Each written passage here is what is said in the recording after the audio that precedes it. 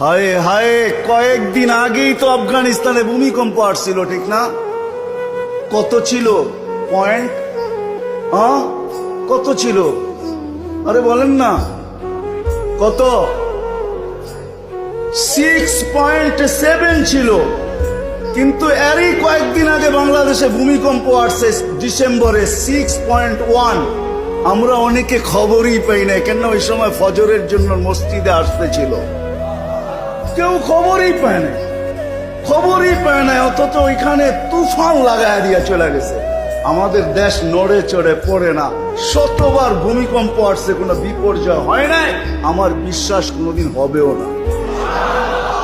কেননা 7.8 আসার পরেও যখন বিপর্যয় ঘটে নাই, আজ থেকে 4-5 বছর আগে আসছিল 7.8 আসছিল 31st নাইটের পরের দিন, কোনো বিপর্যয় ঘটে নাই, ঘটবে না।